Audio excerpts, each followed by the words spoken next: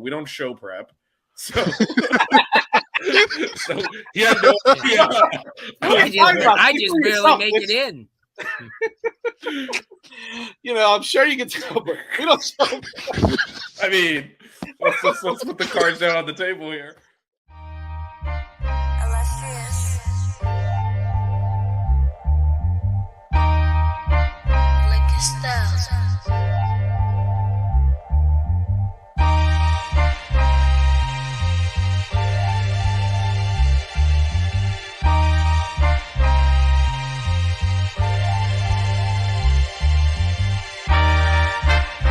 Miami Hurricanes, yeah. You know the name already. It's Mercy. Ha ha. It's a 6-rig Kane show. Can't forget the name though. Got Jazz, Blue, Vision, DJ, break the game code. Ain't no changing them, ain't no breaking them. Real put alive from the Hard Rock Stadium. Ball 14 for the orange and green. We see the 6-rig champs. It's more than a dream. This is life on the field. Beyond 100 yards, a hurricane that's never still put a damage to your squad. The 6-rig Kane show. The 6-rig Kane show. The 6 Rings Kane show. You know.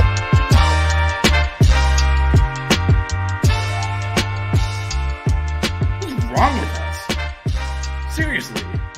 What's wrong with us? We're Miami Hurricanes fans. Welcome to the 6 Rings Kane Show, a show dedicated to Miami Hurricane sports, featuring the legendary Larry Bluestein, Jazz Santana, Vish, and Danny Gillette. Let's go Canes. Hello, everyone. Welcome to another edition of the 6 Rings Kane Show as we head towards opening day and kick off against Florida on Labor Day weekend, joined by my guys, CJ and Blue. How's it going, guys? Good. Busy time of year, obviously. Yeah, it is. It is. It's ramping up, and we're gonna start our season preview today, talking running backs and quarterback as well. Jazz Santana might be joining us, dealing with some family stuff, but might make an appearance. We'll see. Let's get into it. Big mysteries. This is obviously the big debate: who's going to be the starting quarterback. Just kidding, but there's actually some interesting questions on who might be behind him. So obviously, Cam Ward is going to be the starting quarterback against heading into the swamp in Gainesville. But behind him, we'll start with you, DJ. How do you see the rest of this position shaking out? That's tougher than it may seem, because I want to say Emory Williams at number 2, but Poffenbarger has the experience. Now, I know Poffenbarger's not everybody's favorite, but I think that experience certainly holds some weight. But even still, I think I would put Emory Williams at number 2. And then Blue, I guess also for DJ, like behind Emory Williams, what do you see there? I'd probably Reese Poffenbarger because of the fact, like DJ said, a little bit of experience, more so than anybody else. They got a couple of young kids, but those are guys, you look at Cam Ward was going to be senior, and then you got Emory had some pretty good work, started at FSU, which is no easy task. And and then I would probably say Reese Poffenbarger, even though didn't have a real good spring. I watched him several times, and we'll see. But I think that's how it worked out. I know that there's a few kids on the horizon coming up, but I think for this year, like I said, you put Cam Ward in there, and he's a guy. And I had Malik Rozier on the show tonight, and we talked about him a little bit. What he brings to the table, and definitely the type of offense, you couldn't, Van Dyke, it's never fit in that offense. But I think this thing was blueprinted for him, Cam Ward. And listen, I look at the quarterback position, and I think Miami's really solidified here. Even if he should go down, hopefully not, but even if he should go down with injury, I think they still got to, I think Emory showed them a little bit of something last year. And I watched him during the spring, and limited in some ways, but he's coming back stronger. I think by the season, I think I'm not saying in the Florida game, but maybe the second game or the third game, he may get some work in there. But yeah. I think that was, maybe I'll throw that over to you, DJ, since Blue kind of answered. But first of all, shout out to Dan Barry. So if Cam Ward were to go down, how big is the drop off? I think it's a sizable drop off, and that's not taking away from Emery or Reese. But Cam Ward is a dynamic player, a veteran player. In terms of his experience, he's got tremendous athleticism, tremendous mobility. He's a play extender. I mean, I was on the Cam Ward train all throughout the offseason, and even though it may be a little bit of a bias, I do think there is a drop off there, and that more so speaks to how good Cam Ward is than necessarily the deficiencies of Williams and Poffenbarger. Because I don't like bad mouthing guys, you know what I mean? Well, I don't think it's bad mouthing. I think and Jazz, give me a thumbs up. Our man's backstage, so when he's ready, all right, he's ready to come in. Look at that. Hey, Jazz. Howdy. How's it going, Mr. Santana? Hello, Jazz. So we were just having the big debate everyone's having who's going to start at quarterback. We sided with Cam Ward. It was close, but no, we were talking about the backup, the depth chart behind him, obviously. And I thought it was Jakari, man. What that? Jakari would be in there in the mix for sure if he had transferred up. But so we were just talking about how big is the drop off from Cam Ward to the backups, and also what is your depth chart behind him? Look, it's a significant drop off. It's a huge drop off, but at the same time that I say that, I think that Cam Ward is really good. He's one of the top 10 quarterbacks in the country right now. He's a Heisman candidate, right? So you're talking about an elite of the elite of the elite kind of guy. Anybody below that is going to be a significant drop off, right? So it doesn't necessarily mean that, a Reese Poffenbarger or Emery Williams or something like that can't come in and and really be competitive with this team that we have. Remember, we built the team, that can be competitive with just about anybody. I think Shannon Dawson is doing a great job of putting a system in place where he can run this offense with multiple quarterbacks. So for me, it's a significant drop off, right? So I'd probably, but either way, I'd still probably go with, because of the injury status, and although I think Emery's ready, I think it's still Ward, Poffenbarger, Emery. And then who am I missing? I'm missing what's his name? Judd Anderson. Judd Anderson. Right? Yeah. So That's interesting. They're probably red shirt. Because I think Blue and DJ had Emery ahead of Poffenbarger. We have it the other way around. Yeah, I have it the other way around. I just think, and it's not a knock on Emery. I think Emery, he played really well when he started, right, against Clemson, against FSU. He showed some things, but I still think that, giving him an opportunity to kind of, get even healthier. I know that they say that he's ready, but, I'm a little concerned with that arm. I mean, that's a big time fracture, man. His bone popped off. So, you know what I mean? Like, bringing in a guy like Reese, you don't bring him in to be your third or your fourth guy. He's got that experience, even though at a Division II school, he's got the athleticism. I think that he's got the character that it takes to be successful. I just think he's got that moxie. He's confident. He's a confident player. You can see it when he plays. And so I think that you bring in a guy like that, he might have an opportunity to do well with this offense. So, but I don't think you can go wrong with either guy. I think they're both ready to play behind Cam Ward. It's just, whoever it is that you take, it's going to be a significant drop off, but you're still going to see Dawson be able to run his offense. So I'm confident with what we have behind them anyways. So I'll disagree a little bit. I think it's a disaster if Cam Ward goes down based on expectations for this season. I mean, this is not, well, obviously, much closer to the beginning of the season, do predictions and all that, but you start to see them come out now, and a lot of people are picking the Canes to win the ACC, and that's because of Cam Ward. It's not, the whole team has upgraded. Blue talks about this extensively on the show. over the last few years in terms of the talent overall, but it's the quarterback that is Yeah. Yeah, going I don't to know if they're a either- playoff team without him, but I still think Yeah, that and they're top that's so, 25 team. yeah. But how often do you have the opportunity to be a playoff team? Wow. So to me, you got to take advantage of these opportunities. ACC, bit of transition at the other kind of big programs. I mean, who knows what Clemson's doing with their anti-transfer portal stance? FSU has got a huge roster shakeup they're working through. This is an opportunity.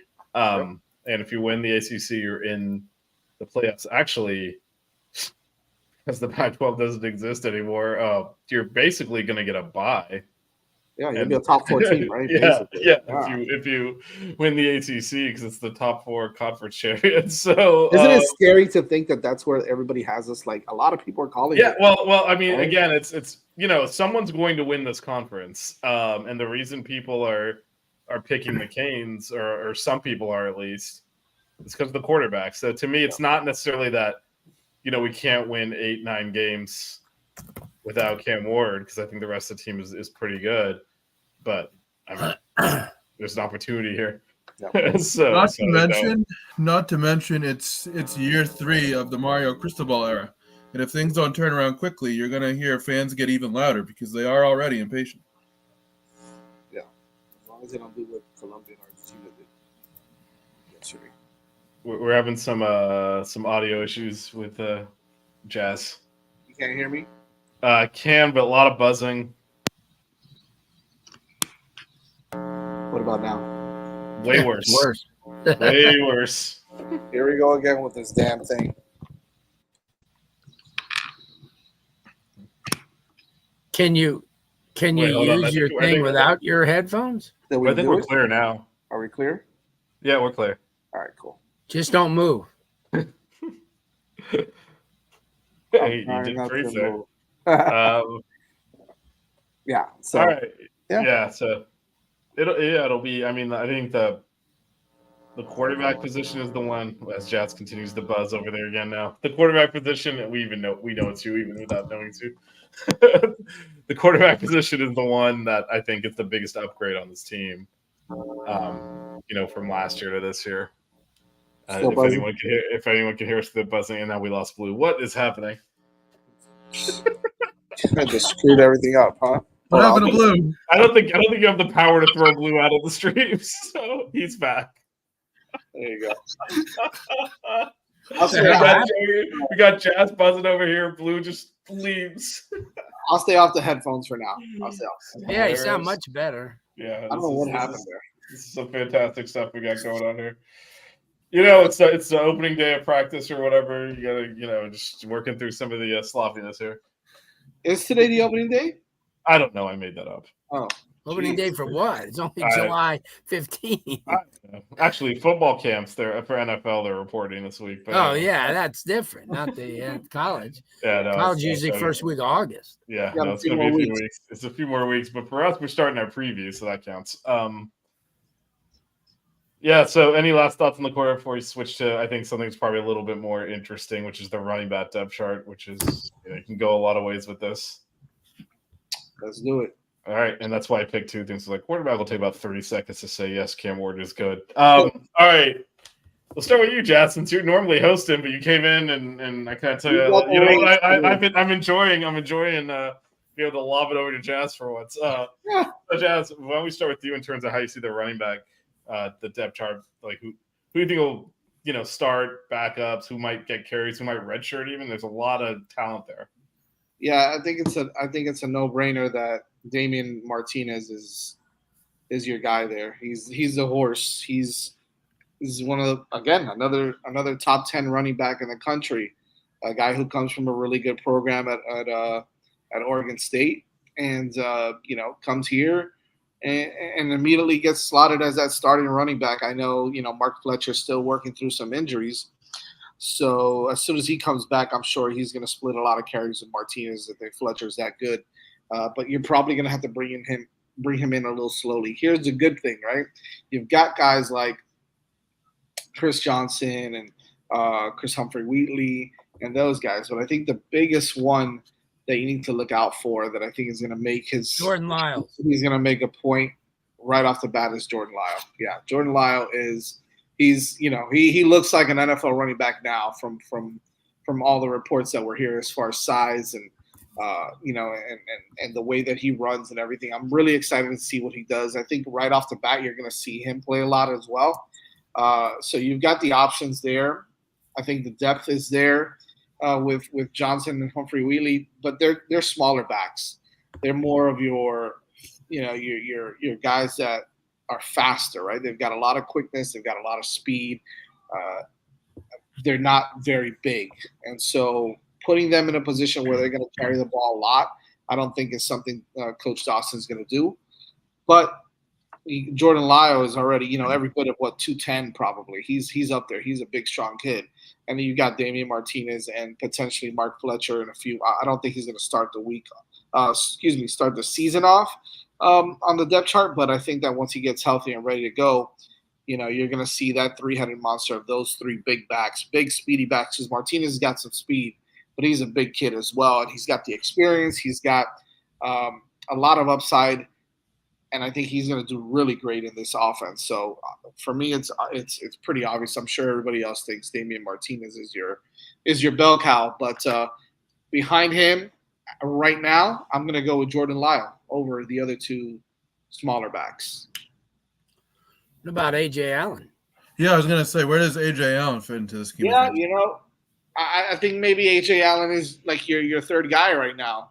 Oh, even in front of Johnson and Humphrey Wheatley. I know, I've been looking at what Johnson has been doing recently. He has gained some weight, and he looks good. He's probably the fastest guy on this team right now. So I think they're going to use him in multiple sets, multiple positions, maybe, kind of a la Brashard Smith style guy like that. A little bit of a Swiss Army knife type of guy. He's probably going to return kicks as well. So I know that A.J. Allen's battling a little bit of an injury as well, or he was. So I don't know where he's at with that.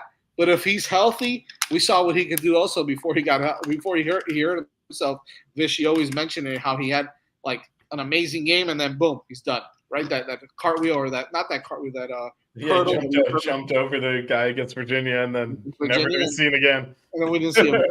So if he stays healthy, yeah, he's gonna make a case for some playing time. But Damian Martinez is your guy there. Yeah, I'll toss it to you, Blue. So what are your? I know you kind of had some info on the seriousness of Fletcher's injury. So I think Jazz is right. I think either way it would be Damian Martinez at least as 1A in the running back position, even with split carries. But what's the latest on Fletcher to the best of your knowledge, and what do you see that doing to impact the depth chart? They say he's going to be back for the season. I don't know if it's going to be full. I think maybe, like you said, I think what they do is from 20 in, it's him, and then Martinez the rest of the way. Because, you get a bull like that, he's going to wear you down. Martinez is kind of a smaller back. He's not going to wear you down. And if they could use somebody like until he gets fully healthy. I listen to these people. You talk to one person, they say one thing, and no news comes out of University of Miami on that, because I've tried to pry people and they don't. So if anybody has any information, it's probably going to be wrong. But my guess is from people know him, I've known him for years. They've told me that he's working hard to get back quicker than later or sooner than later. But yeah, Martinez is going to be your guy. Still got a lot of depth. Young depth, but you know what? You may not have to use all those guys. You may make it take a Wheatley Humphrey and, extend his year. See, but it's harder to extend a year anymore because, those kids, they may get upset and say, I'm not their future. I'm gone, so it's a little tough to tell. I don't know what crap we need to cut. That Damian Martinez kid that he went to the portal against pretty good. I expect him to start. I don't know what the crap. Yeah, I'm not sure if he means that A.J. Allen should start over him. Saying he's behind Martinez and Fletcher is not exactly a leap. No, that's not exactly a knock on him. All right. I'm not sure what the the crap we need to cut is. But DJ, throw it over to you. Make sure you cut the crap though. So. Will do. Although I've been known to spew it just as well, so maybe not. So assuming that Fletcher is healthy, let's say for this depth chart he is, I'd go Martinez, Fletcher, and then Allen. And then in terms of the younger players, I know Jazz mentioned Jordan Lyle. I know Lutz topped him up as well. Do you think he'll get playing time? Because if he does, then that's going to crowd out, as Lou said. Yeah. And then can you talk also about what you think Chris Johnson's role will be? Yeah, no, I think there's a good chance that Lyle could get playing time. I mean, the one downside to having a deep running back room is that there's only so many carries to go around. Chris Johnson is a dynamic player. His speed is absolutely incredible. So I could see him in certain packages in terms of maybe not the red zone, but in drives down the field to get to the red zone, because you can't leave that type of speed on the bench. And so I see Johnson, involved in this offense, maybe not, inside the 20, but, as a drive extender, a drive continuer. And, it's not a knock on Johnson that he's, I put him maybe as the fourth running back. This running back room is just pretty damn good. So, it's going to be interesting to see how it's going to be better next year after. Yeah. So it's not like putting any of these guys as a third or fourth running back is a reflection of their skill level. It's probably one of the deepest running back rooms in the entire country, if not the deepest. Yeah, I feel like we were there a couple of years ago, then everyone got injured. Yeah, right. So, and that's the other thing, too. I mean, with the way the running back position works, injuries can happen quickly, and they can often happen early in the season. So by the time all is said and done, some of these third and fourth guys could end up being, starters. Hopefully not, because I never want to see injuries. But, running backs can unfortunately go quickly with injuries. The thing is that they take a lot of the beating, right? Like they're constantly running into their own guys, and on the line they're getting hit by these 300-pound mammoths, on the line as well. So you got to have depth, and you got to have some big guys that are going to be able to take some punishment and dish it out too, right? That's why Martinez and Fletcher are important, because sometimes you'll see where Fletcher takes 2 or 3 carries and he gets a yard here, 2 yards there, and maybe he'll get 3 yards, and then on his 4th and 5th carry he gets 7 and 8 yards, and then on his sixth carry, boom, he breaks one, because guys are tired of getting hit by that guy, even if they're tackling him, right? So I think that's why you're going to see those guys like Jordan Lyle they're going to be productive. They're going to be good running backs in any system, really, because of their size, but their speed as well.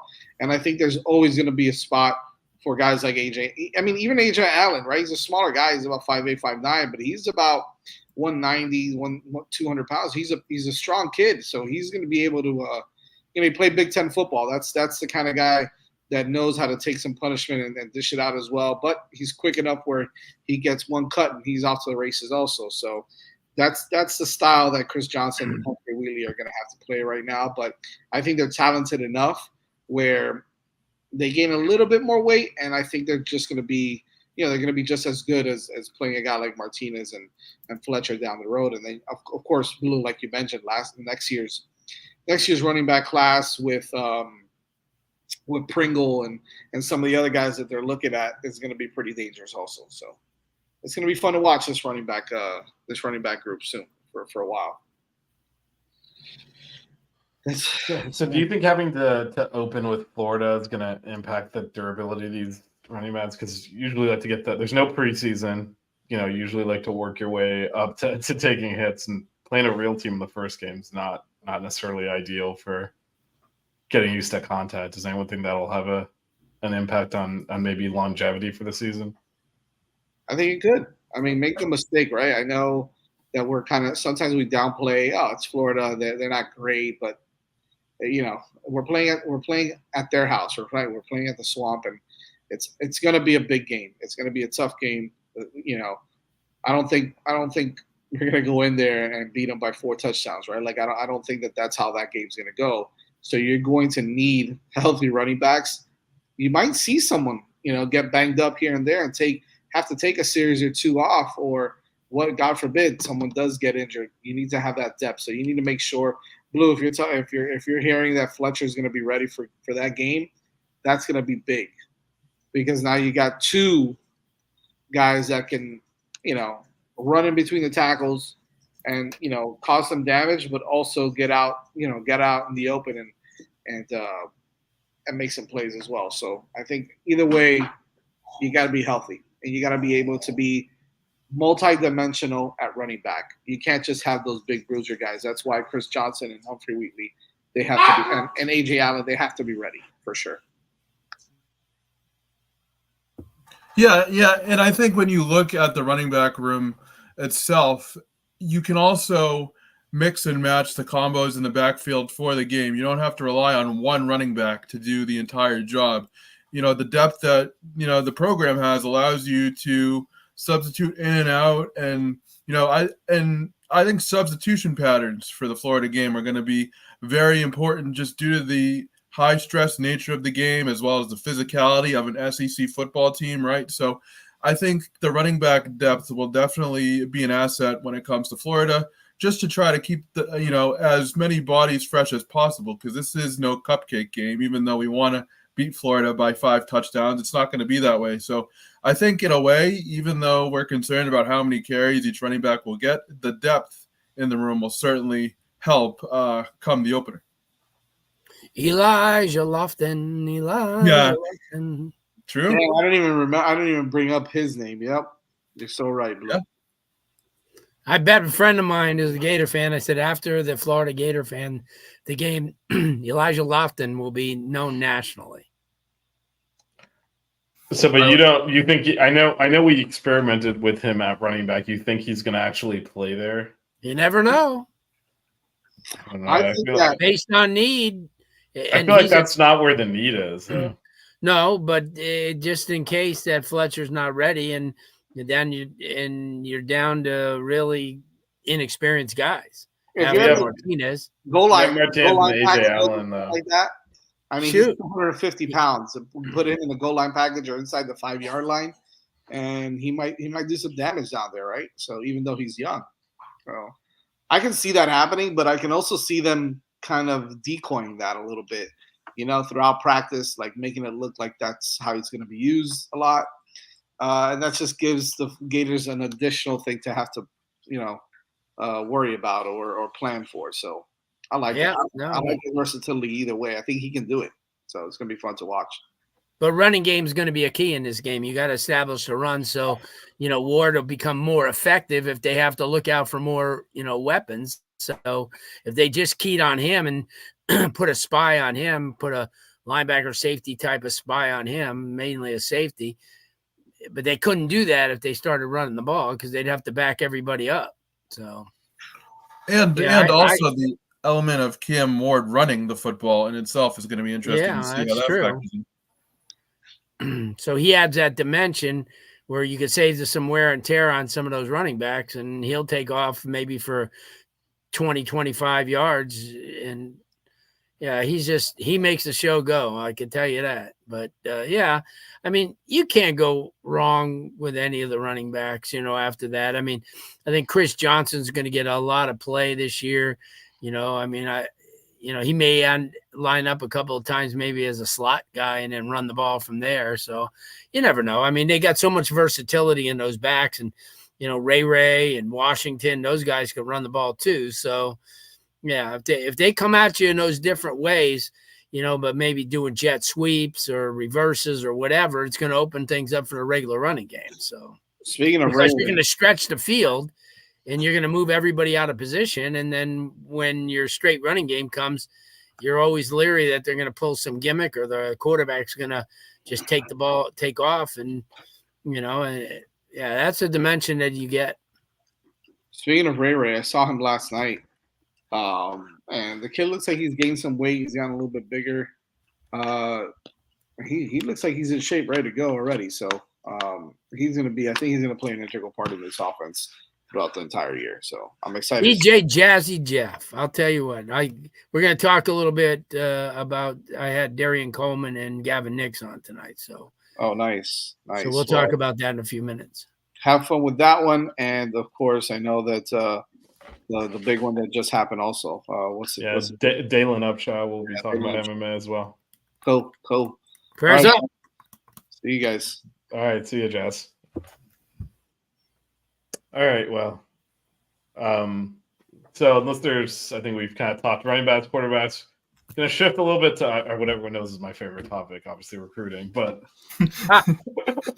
I get to host though, so I don't have to actually know anything, which is my steady state on this. So Jazz, let's just go right to it. Jazz mentioned Dalen Upshaw. Blue, I'll start with you. What are your thoughts on the Canes' latest commit? Yeah. I think this is a guy who, it's keeping in line with Miami's doing and getting guys of that nature. I think this is a kid that has an opportunity to do some really, really special things down the road. Maybe not, in his first year, but, he's going to be a guy that I think fits into what they're doing. And I just Miami's right now recruiting at that high level. And, yeah, I like him a lot. I think he comes in and brings a lot of athleticism and a lot of, big time playmaking ability. Yeah, no, I definitely agree with that. And when you look at what he brings to the wide receiver room, he's an explosive playmaker. He can get off the line quickly. He's very much a downfield wide receiver, and that's a testament to his speed. He's very good at tracking footballs in the air, and he does a nice job of coming back to the ball if necessary. This is the type of guy where you can throw a little bubble pass, and then he can just work after the catch, run after the catch. I mean, he's got that dynamic playmaking ability that a lot of Miami wide receivers have, especially in these last couple classes. And, you look at, his ability to just break off the line of scrimmage and, get defenders with his initial first step off the line. And it seems like he has the total package. Obviously, he's going to need to develop a bit more, but the potential and talent is definitely there, and that speed will take him a long way. Track kid too, which helps. Yep. And absolutely. And he's one of those guys that, it really came down at the end of Miami and Arkansas and Auburn. So, Miami had fought him. I think he recognizes what what needs to be done. He's I don't go by the stars. I think he's close to a 4-star. I mean, it depends who's ranking. If they don't like Miami, they'll put the guy a star lower. So yeah, Miami's up to 9. I had heard today where if they get a certain safety, they can move into the top 4 or 5. So, but we'll see. Ever since Phil Knight has said that he's going to open up his tractor and wants to be the highest NIL producers and win a national title, I don't know. It's going to be tough to see what happens with all these guys, because there's a lot of guys that are, Miami's in it, but there's a lot of guys on the other side with Oregon on it. I mean, yeah, it's crazy that Oregon is basically opening up the Brinks truck, so to speak. And yeah, I mean, it seems like it's open season right now in terms of NIL and recruiting. But the good thing is that Miami has depth and very good depth. So if they were to lose out on a guy, it's not the end of the world. You never want to be in a situation as a program where you need this guy, and if you miss out on him, it messes up your wide receiver or running back room. Now Miami has accumulated, enough depth, like you were saying, compare the rosters from 2022 to now. And now Miami has enough depth to where they don't need to necessarily worry about a guy if they miss on him. Yep. And you can't, just back to the receiver, you can't go wrong with speed like that. So no. You can't coach that. So I agree with Blue. I think he's probably closer to a 4-star just based on potential and athleticism. So Blue, you mentioned you had a couple other guys on your show tonight. You want to talk to it as we keep on the recruiting trail? Yeah. Well, first I want to talk about Gavin Nix. Okay. Holy moly. The guy sounds like he's 30 years old. I mean, he's a mature guy. He's been away for 3 years already at the IMG from home. So he comes in as a very mature type of kid. My buddy who lives, who went to school with his dad, said that the kid is just laser focused. He's going to come in here and he thinks he could compete for a starting job right away. I mean, in Miami, he's that good. And remember, look who's he's lining up against every day. Some of the best players in the nation at IMG on offense, but very articulate. Like I said, sounded like we were talking to a grown man. I'm telling you, the guy, he's really has things into perspective. And we'll get a chance to see him plenty this year because they're playing a pretty good schedule. IMG, they got they got Bergen and they got the Canyon Corners team from Utah, and they got Bergen Catholic, and so it should.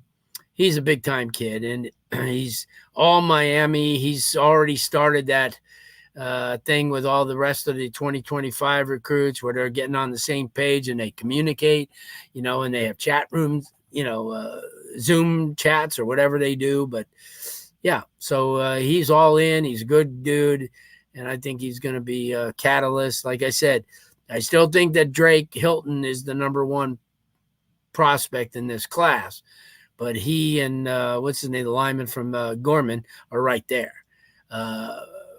So he really, really blew me away. We're going to put that link up tomorrow on our Facebook and our Twitters and stuff, so you can listen to it. And Darian Coleman, I know his dad real well. And here's a kid you got to remember. Last year, he was going 1 hour and 30 minutes to high school every day. He lived in Plant City, which is on the other side of Lakeland. And he was going to Orlando every day. So his commitment to doing that is crazy. We got a chance to see him at the University of Miami spinning the ball, and there was no doubt. I mean, he's the dude. I mean, he's, and like he said today, people are taking a look at, I weigh 165 or I'm not as tall. He said, but at the end of the game, he goes, I'll fill up the stat sheet as well as any 6'3", 230 pounder, he said. So confident kid coming in. I mean, you got Luke Nickel coming in next year and then him coming in the year after. And, I mean, if Miami could put together a 10, 11 win season this year, this program could be, crazy good for the next couple of years. So, but that Florida game, that's Vish's concentration right now. My concentration games are actually Louisville and Syracuse at the end of the year. Those are Chipola games. Yeah, and you look at this, the Florida game to start off with. I mean, that could really tell a lot about this team. Sure. I think we usually say, oh, it's the first week of the season, let's not overreact. But I think, depending on how this team performs, it could tell a lot about where the rest of the season is going to go. I agree. I think that game can tell you if the Hurricanes are bad. It's not going to tell you if they're good. Yeah, no, but because Florida is terrible. I mean, let's just be blunt. Like they are. If they had money, they would have fired Billy Napier. He's just not. They try to give it to all the Jaden Rashada. So. Yeah. I mean that they're like you saw Cormani McLean is like skipping workouts and stuff now. Big shock, right? I mean, it's just that program's a shambles. Doesn't mean the Canes are necessarily going to beat them. They've lost to worse in recent years. So. But if the Canes find themselves losing that game, I think it's more of a reflection on Miami. Like, Florida's not making a bowl game next year. No chance. Whether they win that game or not. So that damn schedule they got. Yeah, no, that's certainly a huge part of that, right? But they're not. It's hard to see anyway, even if they beat Miami, them getting the 6 wins. So you're looking at that. Like, you shouldn't be losing to non-bowl teams. And if you're good. So to me, it'll – find out if the Canes are not good. I don't know that we can find out if they're good because, as Blue, as you said, not just the trap games, like the tougher games are later. Like Virginia Tech's going to be really good. That's a tough game. Florida State. Those are later in the season when teams have had a chance to work out some of the things. No doubt. Yeah. But if you go and lose to Florida, it's not a good sign for the direction of the program at this point. But you kind of would like to have but you kind of would like to have game 2 or 3 first. Yeah. But, Yeah, no, for sure. You definitely would like that warm-up game, especially new quarterback, work out some of the kinks. With that said, I mean, it's Florida's first game too, sure. so it's not like they have an advantage there. And again, they stink. I mean, they're not good. I mean, they weren't good But they'll last be ready. year. They'll They've be gotten ready. more- Will they? Because they haven't been ready in Billy Napier's tenure. So they're gonna be ready this time. That's what they told me when I was up there. I don't believe with the hype, but you know what? I said, listen, do what you do. I'll tell you what, somebody's job is going to be on the line after. Yeah, that. no, it is. I mean, this is my point, right? This is like if the Canes have a good season, they lose to like Blue said, Louisville, or at Louisville's a tough game. Lose to Virginia Tech or Florida State or something. And the program's headed in the right direction. It's going to be hard to justify losing to a rival who's going to win like 4 games. Yeah. And that will, like Blue said, that's someone's losing their job. And so that's why that game is so in focus, because it's a game that at this point shouldn't be losing. Doesn't mean you can't, doesn't mean you won't. It means you shouldn't.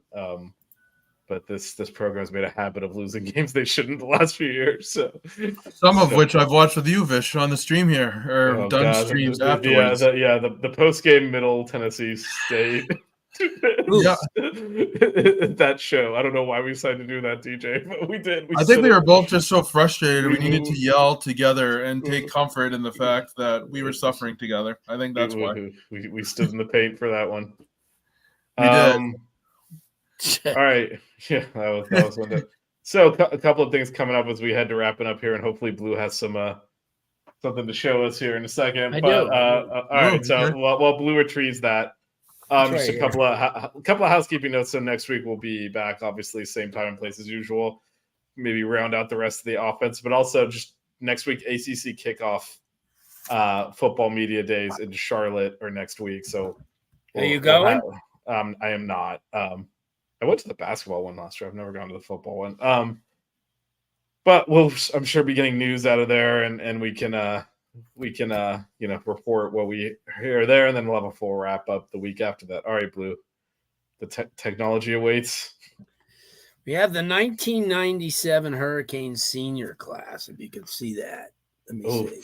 97's a rough one. Yeah, but they had some guys. Yeah. They had Freeman Brown was a good offensive lineman.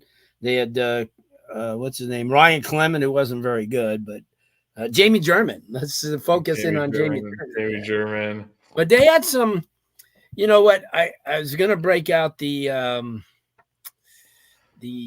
Was that also not Yatil Green, or was that a different? Was he 98? No, Yatil was maybe? way before that. Why did I think he was? Or wasn't way, but was before that, I would think. Yeah, this is just a senior class. They the senior. Okay, that makes sense. yeah, it's Actually, no, Yatil. Yeah, Yatil was, I think, the year, but he was in the 97 draft. 97 draft, so he was the year before. I think he was 95. He was 90. Here's the Hurricanes coming out. You can see Nevin Shapiro there. Still too soon. Still too soon. I feel like that earned us an extra year of Al Golden. But I will tell you this, and I said this before: if this was today, Nevin Shapiro was ahead of his time. Yeah, he was, honestly. Way ahead of his time. They would have had a statue for him today. Yeah. I mean, all the stuff that he does is what the NIL's doing, and they're probably doing more. Well, I mean, not the. There's other problems with Nevin Shapiro. There's other problems, you know. In that, $1 billion Ponzi scheme is probably. I don't. Well, we're not talking about that. I don't think they put a statue up. I'm just talking about there's those, certain things that might prevent you from. Yeah, no, he definitely in terms of he would have thrived in the NIL game until his until his house of cards fell apart, which it was going to. He had 3-card Monty Donna Shalala rolling in the at bowling alleys there. That was crazy. But next week I have because I'm going through a bunch of stuff. I got some 2003 stuff. I have have some old gear, because everyone keeps tagging me now and asking me, what do you have, this, do you have that? And I have media guys back through the 60s, so maybe we'll break out a Ted Hendricks thing, or who I still call the best football player in Miami history. So just that you look at Ray Lewis and all those guys like Jerome Brown, and they always had 8 to 10 studs around them, but all Ted Hendricks had was 1 or 2. He had Stowers at safety, who really, got a cup of coffee in the NFL, and then Gary Dunn, who played with the Steelers. Other than that, he was just a man child and a 3-sport athlete in high school. But I'm helping somebody with they're doing a segment this year every week called Hurricane Flashbacks, like kids from the 50s, 60s, 70s. So I'm helping them out. That's my sweet spot. That is right up your alley. I will say the other thing with Ted Hendricks is he obviously had a really good NFL career with the Raiders, but we tend to Pro Bowl. Yeah, no. So he was, but the only 3-time consensus All-American Miami had. Yep, but I think he's a little bit underrated also, just because we tend to look at what our guys do in the pros and then ascribe that back to what they were in college too. Like Ray Lewis was really good in college, but he became the best linebacker in football history in the NFL. And now we take it back to, he's the best player in history. And it's like, I mean, if you're talking about overall, probably, because if you also count the NFL and, he's one of, if not the best linebacker in NFL history, sure. Then at that point, you can do that. But at Miami, that's a different argument.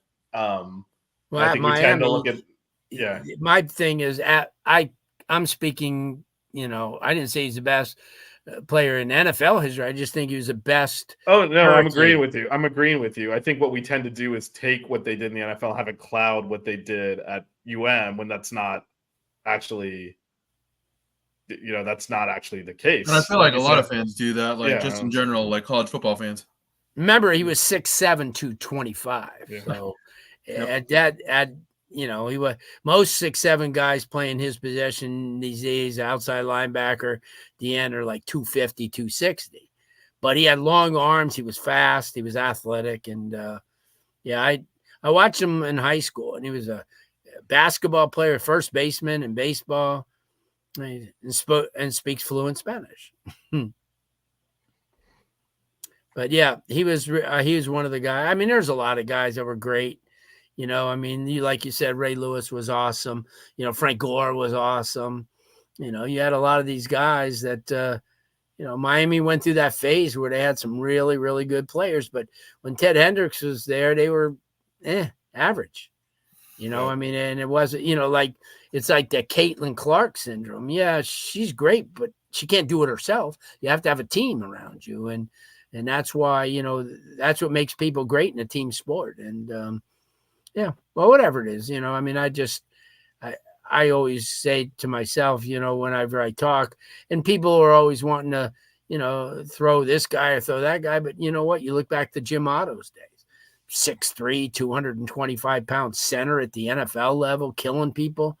And Ultimate Warrior, played with broken fingers or broken hand at center spot. So Miami's had some dudes over the years, and George Myras and people like that that have shined quite a bit. It's just like they were more known from like 84 to like early 2000s for those guys that played in that time, because they were highly successful. But now they got to get back to that level, and I think they're going about it the right way. They're not just settling for kids.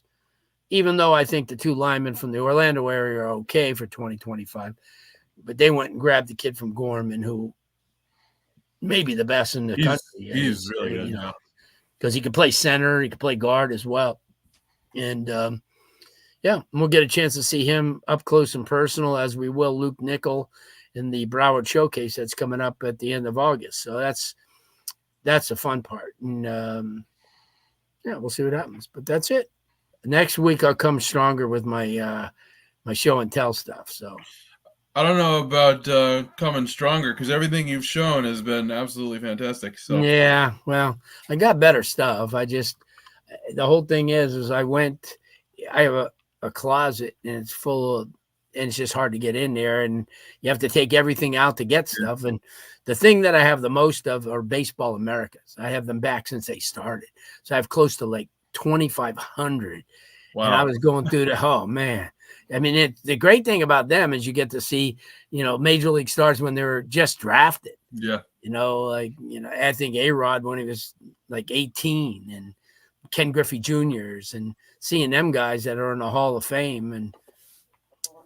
But speaking about that, I'll go watch the end of the baseball home run hitting contest. Yeah, it's actually been pretty good this year. Yeah, are you watching too? I am, yeah, right now. Yeah, I'm a Pete Alonso guy because I'm a Met fan. So no Red Sox in the home run derby this year, but they got a couple in the futures game. They got a bunch playing in the game though. Yeah, they do, and they have a bunch of the futures game. Marcelo Mayer, Kyle Teal, and they're not bad. I watched them against the Yankees. Their payroll is $9 billion less than the Yankees, and they swept them. I think. The Yankees, I think, might be in a little bit of trouble, but we'll see. Hopefully for Yankees fans' sake, they'll right the ship. I agree. Orioles are good too. They are. But that's it. We'll be next week. What are we doing, Vish? Wide receivers and offensive linemen? Yeah, we'll probably round out the offense, and like I said, we'll see what comes out of wide receivers and tight ends, hopefully. Yeah, we'll get the tight ends in there, DJ. Okay. Don't worry. We'll get to the tight ends. We'll use technology for DJ to just talk tight ends for about 20 minutes, and then we can move on. But we'll round out the offense, wide receivers, tight ends, O-line, and then also see what comes out of the first day of media days. And I'm assuming, the way Mario's working the trail, talk about the new commits. Right. So that'll be next week. Yep. Same time and place as always, 8:30. Blue, DJ, thanks for holding it down with me. Thank you, Vish. Thank you, Blue. Good job. The 6 Rig Kane Show. Yeah. The 6 Rig Kane Show. Yeah. The 6 Rings Kane Show. You know.